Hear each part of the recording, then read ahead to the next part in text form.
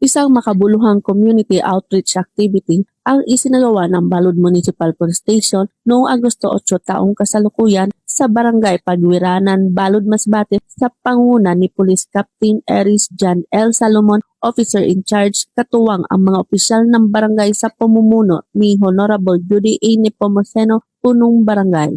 Nakiisa rin sa aktibidad ang Masbate First PMFC Company Advisory Group sa pangunguna ni Ms. Kitty C. Guban, kasama si Ms. Taya Espinilla ng Unica Iha Hotel and Resort at ang Masbate First Provincial Mobile Force Company sa pamumuno ni Police Lieutenant Colonel Michael P. Lorilla, Force Commander.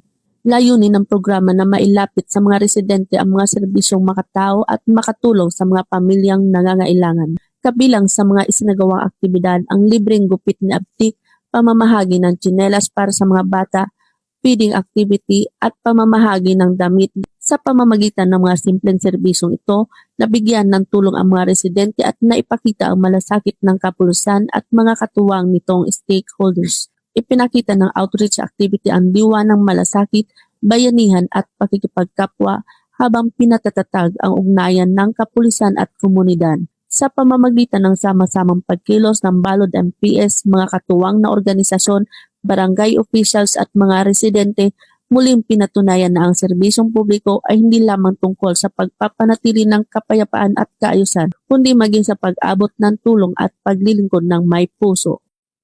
Mula dito sa Police Regional Office 5, ako ang inyong PNN Correspondent, Police Corporal Doxy Charis Casasos, nagbabalita para sa Police News Network.